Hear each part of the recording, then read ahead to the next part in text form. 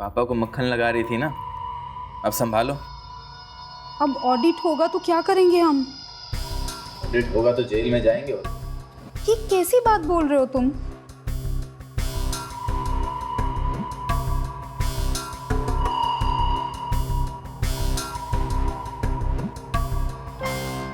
कुछ बोलोगे तुम?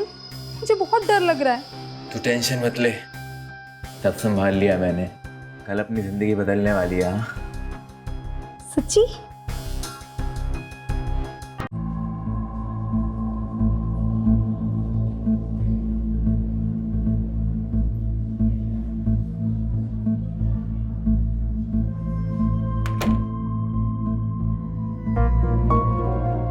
सब तैयारियां हो चुकी हैं, चलो शुरू करते हैं।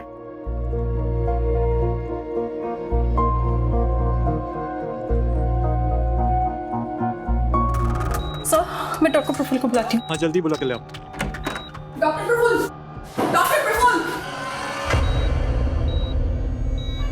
आप लोग सब बाहर निकलिए। इतना छोटा सा ऑपरेशन था, मर कैसे सकती हो? डॉक्टर, तुझको तो आज मैं छोड़ूंगा नहीं, काट डालूंगा उससे।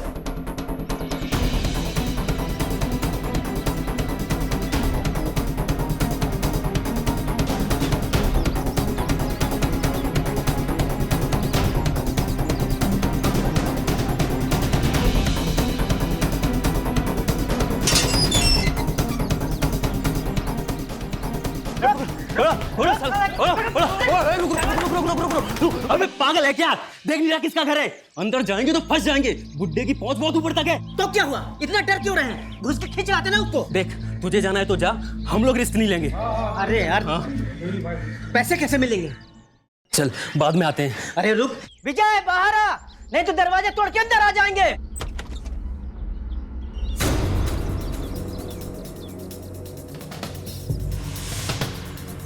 दरवाजे को या मेरे पति को हाथ भी लगाया ना तो काट के रख दूंगी।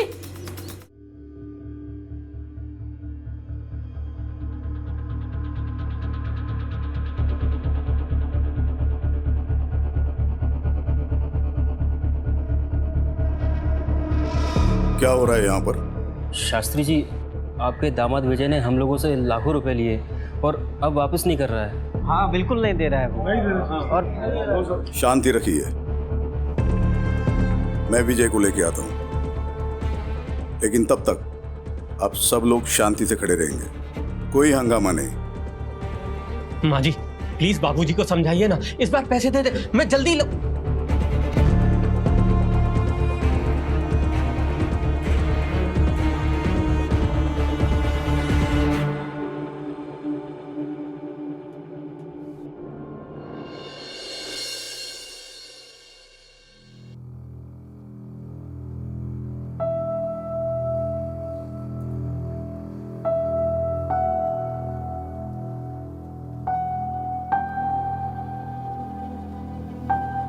हेलो, केशव शास्त्री बोल रहा हूँ। आप यहाँ हमारे घर आ जाइए तुरंत।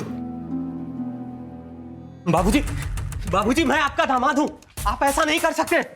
ये लोग मुझे मार देंगे। आपकी बेटी भी।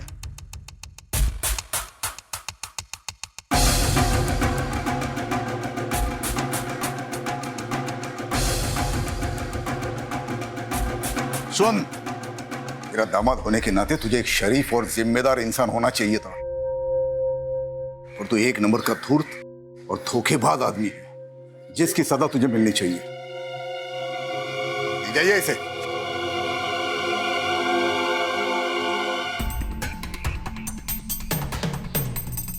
मैं चाहता हूं कि आप सभी को न्याय मिले, और जिस किसी को भी मेरे दामाद विजय से प्रॉब्लम है, वो बिना कानून अपने हाथ में लिए पुलिस की मदद ले ले, वरना वो भी मेरी नजर में उतना ही गुनहगार होगा जितना कि विजय। बाबूजी, बाबूजी आपने ये सही नहीं किया। विद्या, अपने बाबूजी से ऐसे बात करते हैं? विद्या, सही क्या है गलत क्या है तुमसे सीखने की जरूरत नहीं है मुझे। और बाबूजी ने वही किया जो एक शरीफ इंसान को करना चाहिए। मक्खन लगाना बंद करो, अगली बारी तुम दोनों की। तुम्हें क्या लगता है मुझे पता नहीं कि मेरी गैर मौजूदगी में तुम दोनों मेरे दवाखाने में क्या करने जाते हो? सारे पेपर्स मैंने ऑडिट के लिए भेज दिए हैं। ऑडिट का रिपोर्ट आएगा तो तुम दोनों को भी भेज दूंगा जेल में हवा खाने के लिए।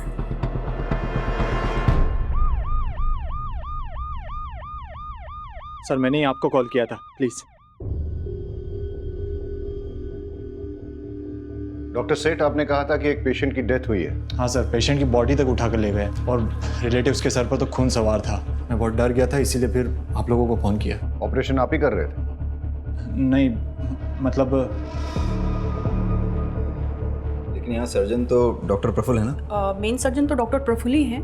10 साल से मैं यहाँ नर्स का काम कर रही हूँ, लेकिन इससे पहले उन्हें ऑपरेशन छोड़ के इस तरह से जाते हुए कभी नहीं देखा मैंने। तो आज क्या हुआ था? रिपोर्ट सुनते ही वो ऑपरेशन डॉक्टर सेठ के हाथ में सौंप कर निकल गए और डॉक्टर सेठ नर्वस हो। वो पेशेंट जिसकी रिपोर्ट के बारे में डॉक्टर प्रफुल्ल पूछ रहे थे, वो कौन है? उनका नाम रोहित मल्होत्रा है। डॉक्टर प्रफुल्ल ने मुझे उनका ब्लड टेस्ट करवाने के लिए दिया था। ब्लड टेस्ट की रिपोर्ट में उन्हें ब्रेन ट्यूमर निकला। इसे सुनते ही डॉक्टर प्रफुल्ल अचानक से यहाँ से निकल गए। रोहित मल्होत्रा डॉक्टर प्रफुल्ल का कोई खास है? पता नहीं सर। डॉक्टर प्रफुल्ल एक रैंडम आदमी रोहित मल्होत्रा, उसकी रिपोर्ट्स के बारे में जानने के बाद एक 5 साल की बच्ची को चलते हुए ऑपरेशन के बीच छोड़कर चले गए। पता करो ये रोहित मल्होत्रा कौन है। रहीमी, डॉक्टर प्रफुल्ल के कॉल डिटेल्स निकालो और लोकेशन ट्रेस करने की कोशिश करो। और ये आदमी जो डॉक्टर प्रफुल्ल के पीछे भागा है, पता करो कौन है। Okay sir. Sir, doctor Praful के लैंडलाइन फ़ोन के लास्ट डायल नंबर के मुताबिक उन्होंने न्यूरोलॉजिस्ट डॉक्टर मीनल शाह से कांटेक्ट किया। जब हमने मीनल शाह से बात करने की कोशिश की, उन्होंने पेशेंट के बीच की कॉन्फिडेंशियलिटी का हवाला देकर हमसे बात करने से मना कर दी। रोहित मल्होत्रा की रिपोर्ट्स मिली? हॉस्पिटल के सारे कंप्यूटर्स चेक करो। पेशेंट रिकॉर्ड्स में कहीं ना कहीं जरूर कुछ मिलेगा। ये आप क्या कह रहे हैं? ऐसा पहले कभी नहीं हुआ। ऑपरेशन छोड़ के बीच में वो कभी नहीं गए। वो कल रात से गायब है। आपने उन्हें एक भी बार कॉल नहीं किया या उन्होंने भी आपको कांटेक्ट नहीं किया? क्योंकि ये नॉर्मल है सर।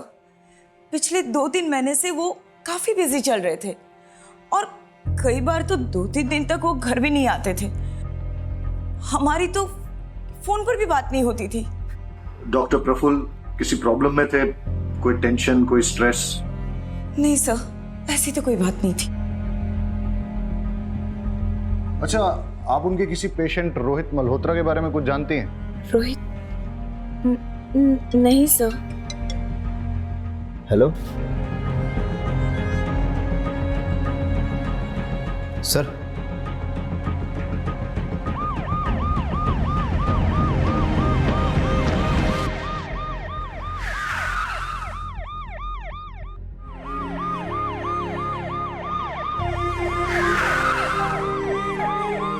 ये सब धरना कर रहे हैं। जब तक आप लोग डॉक्टर प्रफुल्ल को गिरफ्तार नहीं कर लेते, तब तक हम लोग ना यहाँ से जाएंगे और ना पिंकी का अंतिम संस्कार करेंगे। हमको न्याय चाहिए, न्याय। अरे न्याय तब मिलेगा जब डॉक्टर प्रफुल्ल मिलेंगे। अभी तो उनका पता ही नहीं है। पुलिस ढूंढ रही है उन्हें। तो जैसे ही हमें मिल जाते हैं, हम उनके खिलाफ मेडिकल नेग्लिजेंस का केस चलाएंगे। लेकिन गलती पिंकी के मामा मंगू की भी है। हॉस्पिटल में तोड़फोड़ करने का इल्जाम है उस पर। और अगर गलती से उसने डॉक्टर प्रफुल्ल के साथ कुछ उल्टा सीधा किया ना, बहुत बुरा फंसेगा। इसलिए आप हमें बता दीजिए कि मंगू कहाँ है। मुझे नहीं पता। देखिए, आप मेरी बात सुनिए और समझने की कोशिश कीजिए। हम उसकी बॉडी का पोस्टमार्टम करवाएंगे, जिससे कि डॉक्टर प्रफुल्ल के खिलाफ केस और स्ट्रांग हो जाए। पिंकी को न्याय ऐसे मिलेगा, इस तरह धरना देने से नहीं।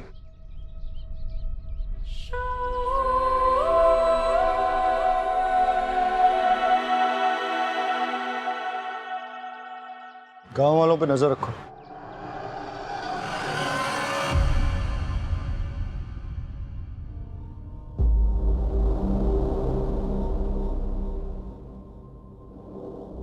परेश जी शास्त्री जी। मैं घर जा रहा हूँ, तू भी सब निपट के जल्दी घर जाना। कल सुबह की ट्रेन है, मेरी याद है ना?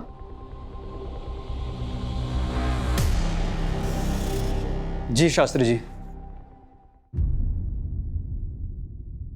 हाँ, एक मिनट अभी देता हूँ। नमस्ते। जी देखिए ना, केवल लगवा लिया, दुकानदारी बढ़ गई, लोग आने शुरू हो गए। बढ़िया है, बस इसी तरह तरक्की करो। मेरी शुभकामनाएं तुम्हारे साथ है।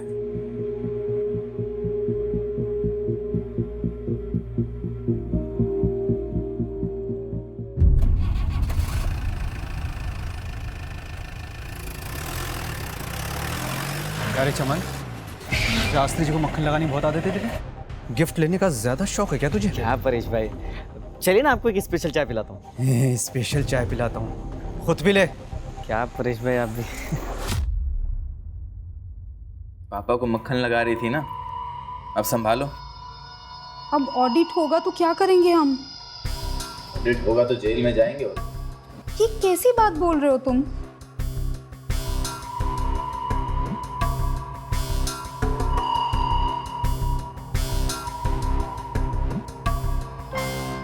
कुछ बोलोगे तुम? मुझे बहुत डर लग रहा है। तू टेंशन मत ले, तब संभाल लिया मैंने। कल अपनी जिंदगी बदलने वाली है। सच्ची?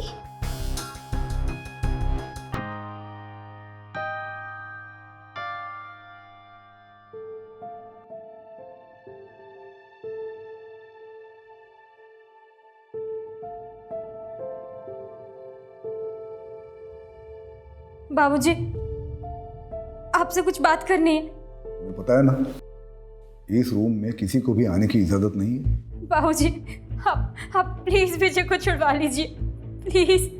चलो चलो यहाँ से बाबूजी, बाहर जाओ। बाबूजी मेरी बात तो सुनिए। बाबूजी प्लीज मेरी बात बाहर सुनिए। जाओ।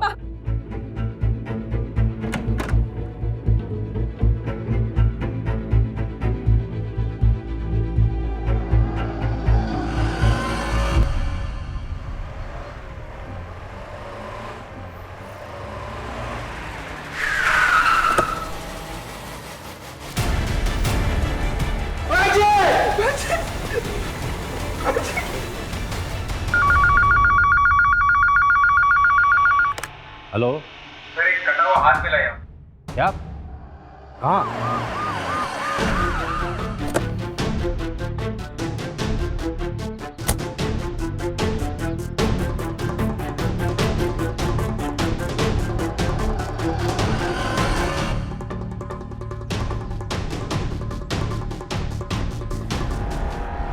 फॉरेंसिक को बुलाओ।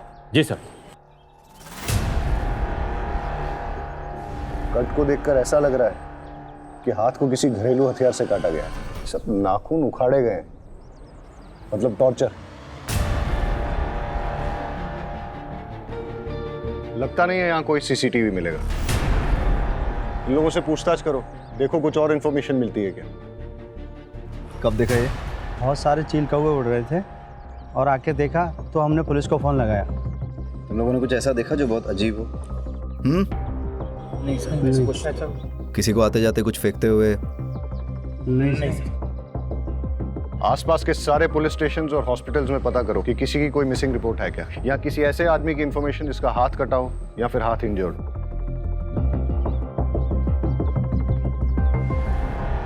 डॉक्टर प्रफुल्ल की कोई लीड? नहीं सर, डॉक्टर प्रफुल्ल ने अपनी वाइफ से कांटेक्ट किया, ना किसी जानने वाले से।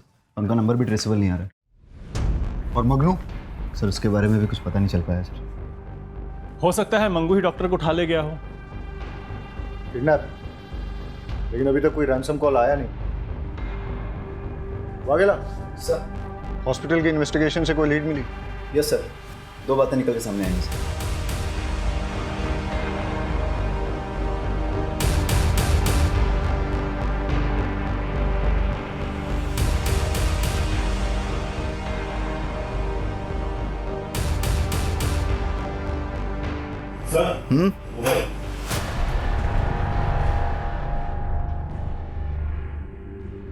डेटा निकाला इसका? सर फोन में 256 बिट इंक्रिप्शन है, लेकिन हम क्रैक कर लेंगे। सर एक बात और, रोहित मल्होत्रा की रिपोर्ट्स की हार्ड कॉपी तो नहीं मिली, लेकिन लैब के कंप्यूटर से कुछ हाथ लगा है।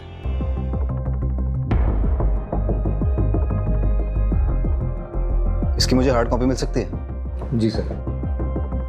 सर रोहित मल्होत्रा के ब्लड टेस्ट की पेमेंट खुद डॉक्टर प्रफुल्ल ने की थी, वो भी अपने डेबिट कार्ड से। और सर रिपोर्ट्स में रोहित मल्होत्रा की पर्सनल डिटेल्स, उसका एड्रेस, उसका फ़ोन नंबर सारे फेक हैं। पेशेंट का नाम छुपाने के लिए इतनी मेहनत? सर हो सकता है रोहित डॉक्टर प्रफुल्ल का कोई करीबी हो, इसलिए उसकी रिपोर्ट के बारे में सुन के वो घबरा गया था। तो सर डॉक्टर प्रफुल्ल के मोबाइल में उसका नंबर सेव होना चाहिए। हो सकता है इस मोबाइल में सेव हो। लेकिन डॉक्टर प्रफुल्ल ने अभी तक अपनी वाइफ, दोस्तों या रिश्तेदारों को कांटेक्ट नहीं किया है, और उसकी वाइफ कह रही थी कि इससे पहले वो कभी भी ओटी से ऑपरेशन छोड़ के गए नहीं हैं।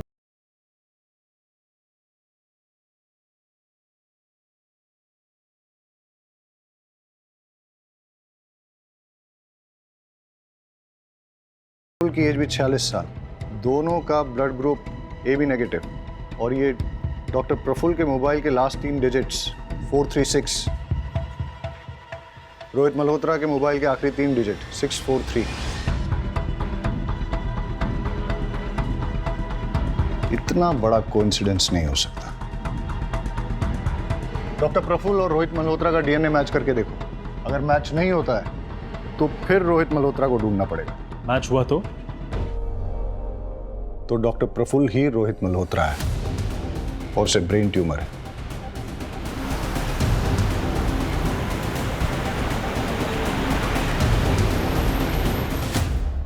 आपको पता है कि आपके पति को ब्रेन ट्यूमर है? क्या? ये आप क्या कह रहे हैं? आपको कैसे पता? डॉक्टर प्रफुल्ल ने रोहित मल्होत्रा के फेक नाम से एक ब्लड सैंपल टेस्ट करवाने के लिए दिया था। वो ब्लड सैंपल डॉक्टर प्रफुल्ल के ब्लड से मैच होता है, और इस टेस्ट की रिपोर्ट के अकॉर्डिंग रोहित मल्होत्रा यानी कि डॉक्टर प्रफुल्ल को ब्रेन ट्यूमर है।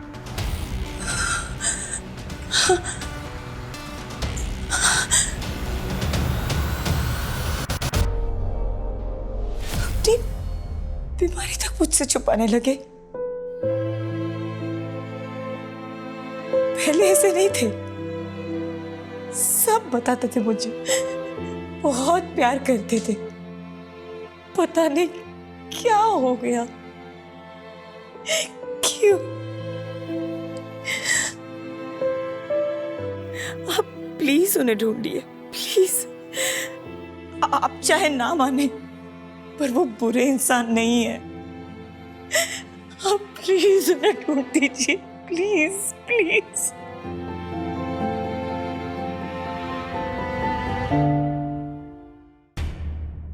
सर कटे हुए हाथ के फिंगरप्रिंट्स पुलिस डेटाबेस से मैच किए जा रहे हैं। हो सकता है हमारे रिकॉर्ड में से किसी के साथ इसका मैच हो जाए। और सर फॉरेंसिक की रिपोर्ट के मुताबिक हाथ कटने वाले आदमी की उम्र लगभग 60 साल की थी, और जब उसका हाथ काटा गया तो वो जिंदा था। सर डिस्ट्रिक्ट पुलिस स्टेशन और हॉस्पिटल से भी किसी 60 साल के आदमी के गायब होने या हाथ कटे हुए इंजर्ड आदमी के बारे में नहीं पता चला है। लेकिन कटे हुए हाथ पे जो अंगूठी मिली है उस पर एक ज्वेलर का मार्क है। हम पता लगाने की कोशिश कर रहे हैं कि वो कौन से ज्वेलर का है।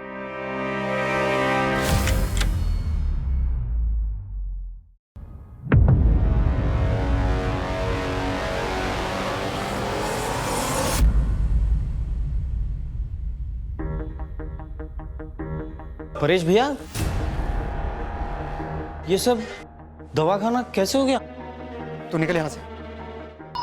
मैंने तुझसे कहा ना, निकल यहां से। चल निकल यहां से।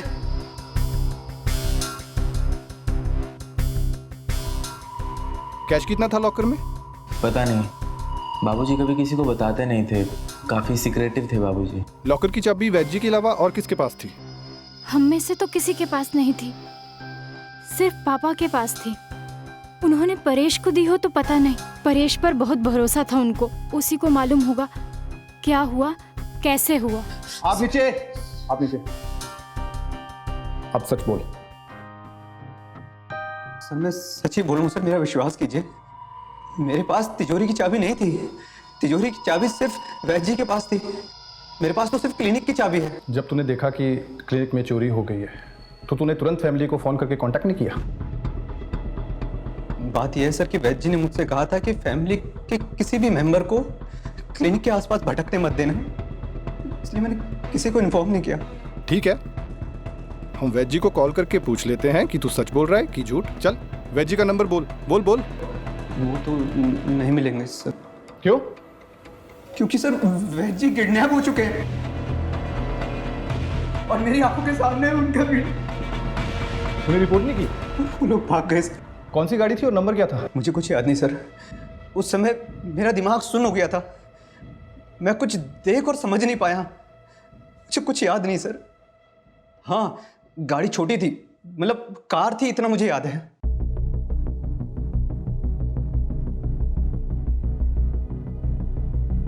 शास्त्री जी कहाँ हैं?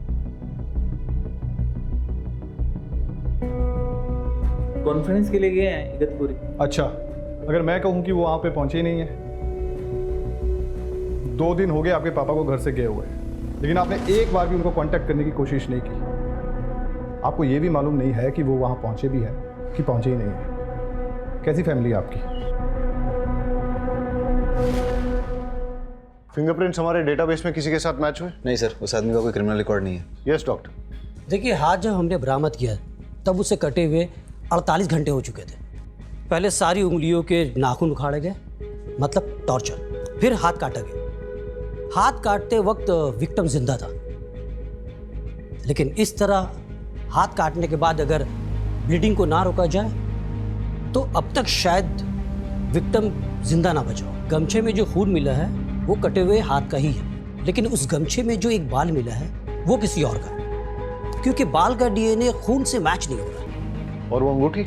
उंगली में अंगूठी का कोई ऐसा निशान नहीं है जैसा कि अंगूठी पहनने वाले की उंगलियों में होता है, जिसका मतलब है कि हाथ कटने के बाद अंगूठी पहनाई गई हो।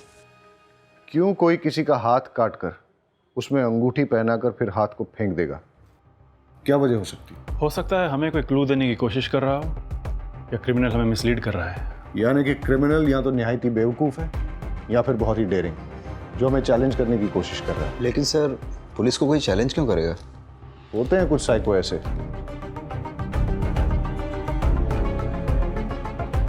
वाघेला सर, इस अंगूठी के ट्रेडमार्क से पता करो कि ये किस ज्वेलर की है, और पता करो किसने खरीदी और कब खरीदी। ठीक है सर। Thank you doctor. तो डॉक्टर प्रफुल्ल के कैबिन में मिला फ़ोन डिक्रिप्ट हो गया है। हमें उसमें कुछ फोटोग्राफ्स और 10 फ़ोन नंबर मिले हैं। उन नंबरों को नाम के साथ सेव नहीं किया गया है। इंटरेस्टिंग। पता करो ये 10 फ़ोन नंबर किसके नाम पे रजिस्टर्ड हैं और इन सब से कांटेक्ट करो। और ये जो फोटोग्राफ्स हैं वो किसके हैं? सो डॉक्टर प्रफुल्ल के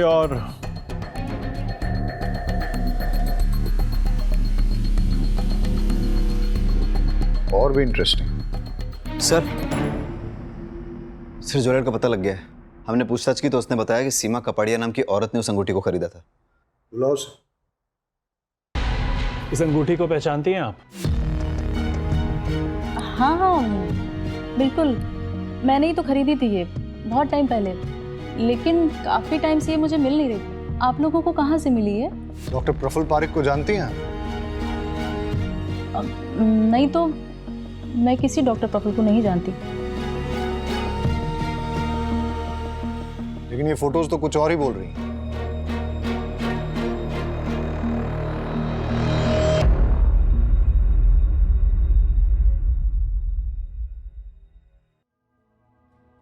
एक्चुअली सर, मैंने ही ये अंगूठी प्रफुल्ल को दी थी।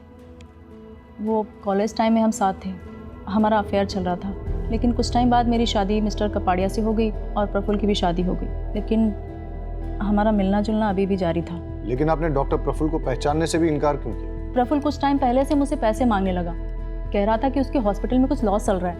मैंने स्टार्टिंग में तो पैसे दे दिए, लेकिन वो मुझसे बार बार पैसे मांगने लग गया। जब मैंने मना किया तो मेरी कुछ फ़ोटोज़ उसके पास थी, मुझे ब्लैकमेल करने लग गया।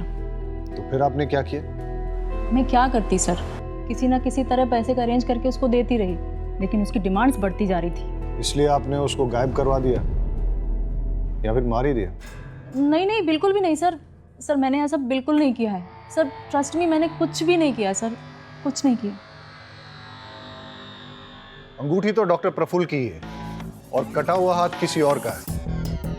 दोनों में कोई ना कोई कनेक्शन तो होना चाहिए। कैसा कनेक्शन सर? आपको लगता है ये हाथ काट कर डॉक्टर प्रफुल्ल ने डंप किया है? पाठक, डॉक्टर प्रफुल्ल के गायब होने से पहले वो हाथ काटा गया है, और डॉक्टर प्रफुल्ल किसी का हाथ काट के उसे अपनी अंगूठी क्यों पहनाएंगे? वो अपने ही खिलाफ कोई क्लू क्यों प्लांट करेंगे? हो सकता है कोई ऐसा तीसरा आदमी हो जिसका इन दोनों के साथ कनेक्शन हो।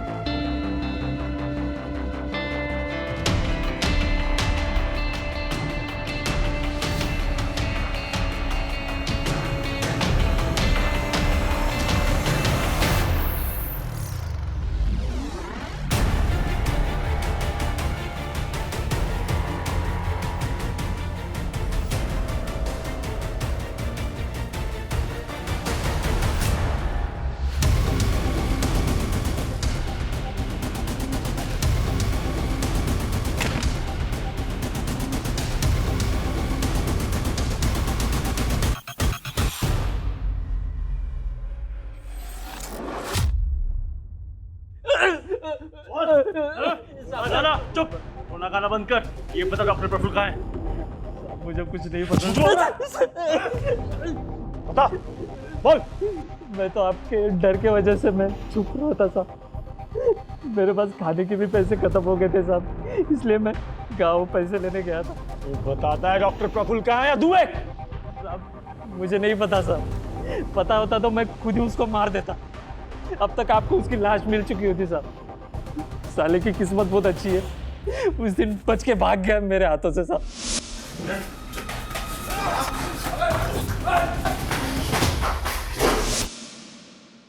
झूठ बोल रहा है तू, क्योंकि जितनी चोट डॉक्टर प्रफुल्ल को लगी थी उस हिसाब से वो ज्यादा दूर तक भाग नहीं सकते थे। पक्का तेरे ही हाथ लगे होंगे। मैंने ढूंढा था साहब, पर मिला नहीं मुझे वो। और आप मुझसे सवाल पूछ रहे? अरे उससे जाके पूछिए ना, जिसके वजह से मेरी 5 साल की भांजी मर गई सब।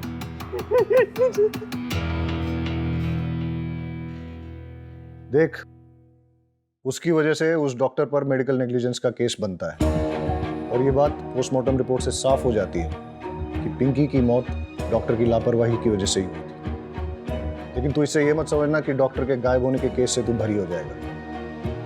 डॉक्टर के साथ मारपीट और हॉस्पिटल में तोड़फोड़ करने के चार्ज में अंदर करो इसे। छोड़ो, चल।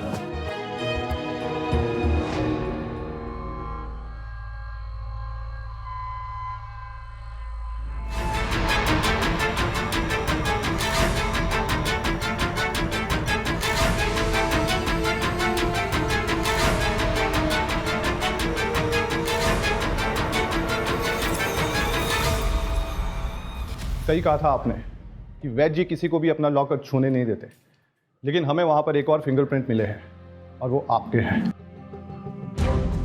मैंने कोई चोरी नहीं की है सर। माँ देखिए ना ये क्या कह रहे हैं, बताइए ने। हाँ माँ जी, इन्होंने कुछ नहीं किया है। मैंने कोई चोरी कुछ नहीं किया है सर। मैंने कुछ नहीं किया है तो फिर डर क्यों रहे हो? तलाशी लो। सर तलाशी किस बात की जब मैंने कुछ किया ही नहीं है।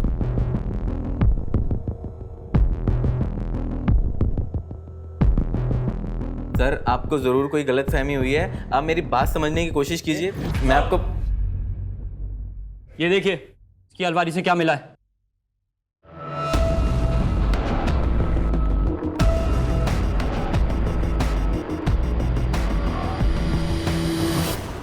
सर जो 10 फ़ोन नंबर प्रफुल्ल के सीक्रेट फ़ोन से मिले थे उन सब से कांटेक्ट किया।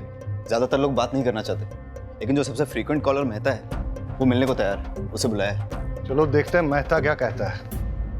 एक नंबर का फ्रॉड है सर। इलाज के नाम पर लाखों का चूना लगा दिया।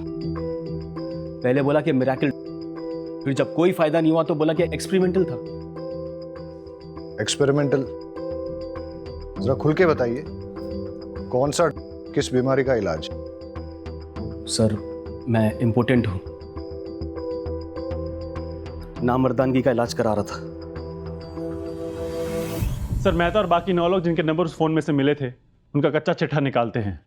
हो सकता है इनमें से किसी ने डॉक्टर प्रफुल्ल से बदला लेना चाहा हो सकता है कि तुम्हारी थ्योरी सही हो, लेकिन ये एक इलीगल ट्रायल है, इसलिए सारे ट्रांजैक्शंस कैश में होंगे और सारी डीलिंग्स सीक्रेट होंगी। सर मेरे वाली बात प्रफुल्ल और इन 10 लोगों के अलावा भी तो किसी को पता हो सकती है। हाँ पर किसको?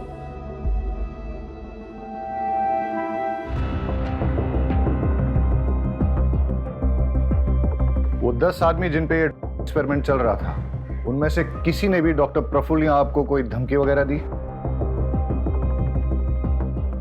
दिनेश मेहता नाम का एक आदमी कुछ दिन पहले घर आया था। आपको मेरी बात समझ में आ रही है नहीं आ रही है? देखिए मिस्टर मेहता, आप मुझे इस तरीके से धमका नहीं सकते। आपने कंसेंट लेटर साइन किया है, ये बात आप भूलिए मत मिस्टर मेहता। फिर आप भी मत भूलिए कि इलीगल कामों में कंसेंट लेटर नहीं चलता। अब आपकी गर्दन मेरे हाथों में, मुझे मेरा पैसा वापस करिए वरना अंजाम भुगतने के लिए तैयार हो जाओ। प्रफुल्ल ने क्या कुछ नहीं किया पैसे कमाने के लिए, पर क्या मिला इस पैसे से? सब बर्बाद कर दिया, कुछ नहीं बचा। बचा है। डॉक्टर प्रफुल्ल ने आपके नाम पे 5 करोड़ की इंश्योरेंस पॉलिसी ली है। आप कहना क्या चाहते हैं? कुछ नहीं, मैं सिर्फ इतना याद दिला रहा हूँ कि उनके जाने के बाद भी आपको पैसों की तंगी नहीं होगी। 5 करोड़ रुपए बहुत होते हैं। आप मुझ पे शक कर रहे हैं? जब तक हमें किसी के खिलाफ कोई ठोस सबूत नहीं मिल जाते, तब तक हमारे लिए सब सस्पेक्ट है।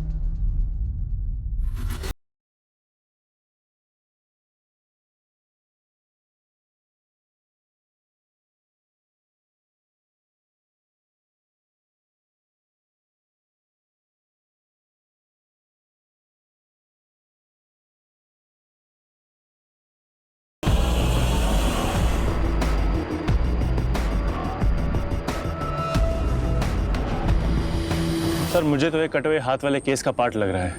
देखिए ना, इस पैर को ऐसी जगह डंप किया है जहाँ पे आसपास सीसीटीवी कैमरा होना मुश्किल है। वागेला रहीमी, आसपास चेक करो, कुछ और क्लू मिलता है क्या?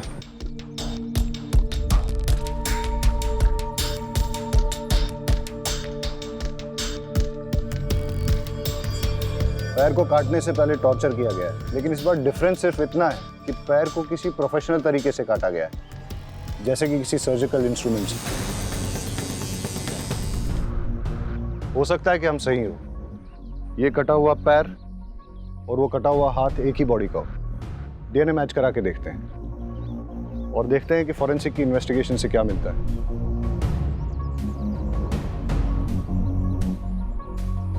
लगता है एक स्टेट वाइड अलर्ट जारी करवाना पड़ेगा किसी 60 साल के आदमी की मिसिंग के लिए। सर, खंबात पुलिस स्टेशन से एक अलर्ट आया है। सर, वहाँ की पुलिस एक 60 साल के मिसिंग आदमी को ढूंढ रही है।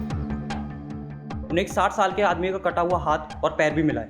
कौन कांटेक्ट करो? Okay sir. आप हमें केशव शास्त्री का डीएनए सैंपल भेज दीजिए। हम कटे हुए हाथ और पैर के डीएनए से उसे मैच करके देखते हैं और आपको अपडेट करते हैं।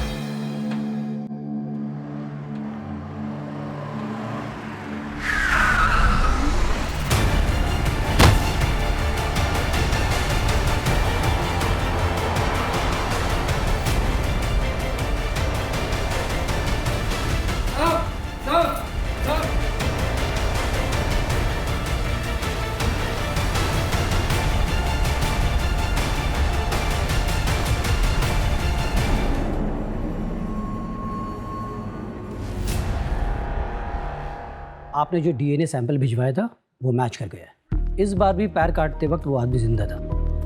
काटने के लिए बोन सॉ यूज़ किया गया और एकदम बारीकी से काटा गया जैसा कि कोई सर्जन काटता है, और पैर के अंदर कट लगाकर ये ठूस दिया गया था। और इस कपड़े से पैर को बांधा गया था जिसमें ऑर्गेनिक डाई है, जो कि हैंडलूम में यूज़ किया जाता है। और पैर के खून में ग्लिटर भी लगा है, जो कि सेम ग्लिटर हमें डॉक्टर प्रफुल्ल के नाखून में मिला। मतलब डॉक्टर प्रफुल्ल और शास्त्री जी, जिनका कि हाथ और पैर काटा गया, इन दोनों को एक ही जगह रखा गया था और वहीं से डॉक्टर प्रफुल्ल हमें कोई क्लू भेजने की कोशिश कर रहे थे। Okay doctor, thank you. Okay, bye.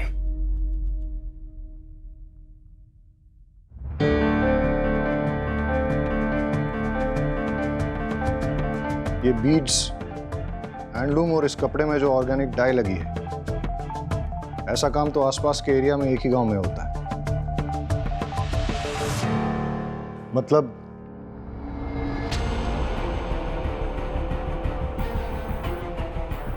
Inspector Shekhar. Yes sir.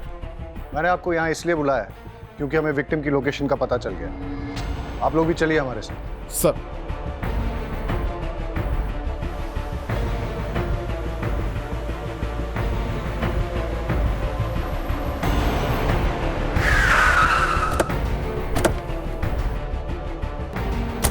साहब, हमारे हमारे गांव में काम चलता था, लेकिन कोविड की वजह से बंद हो गया। पास में एक फैक्ट्री है, उधर देख सकते हैं।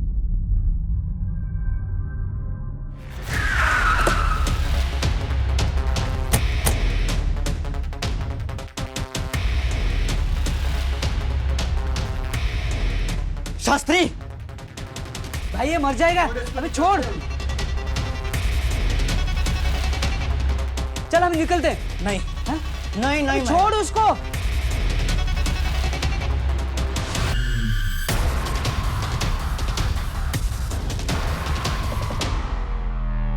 छोड़ अबे चल चल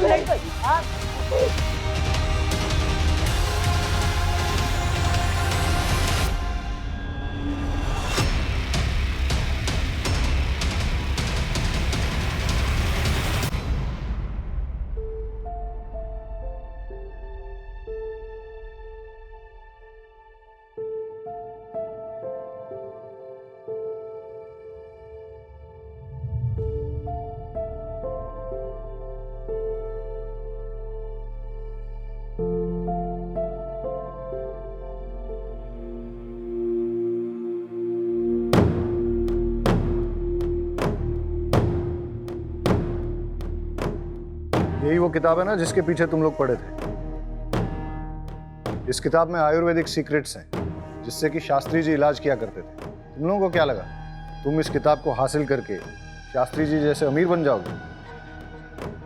सर प्लान छोटा नहीं था। ये बुक को पढ़कर हम लोगों को दवाइयाँ बनानी थी, फिर उसे बड़े बड़े कंपनीज में बेचना था। प्लान मस्त था, लेकिन साहब गुस्से में आकर सब गड़बड़ कर दिया चमन भाई। अबे ये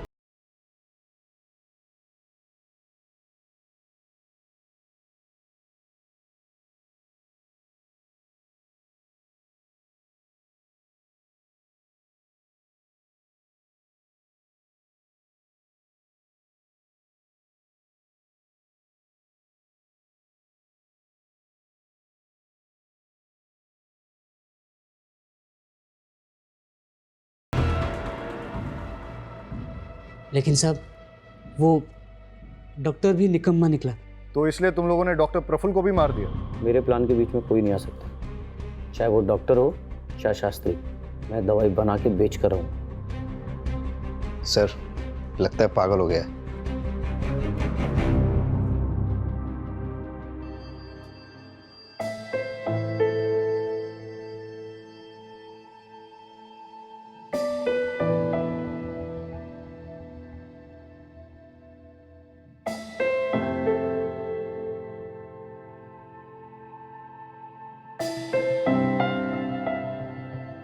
चमन पहले से ही साइको था, लेकिन किसी को इसके बारे में पता नहीं था क्योंकि सबके सामने वो हंसमुख बना रहता था।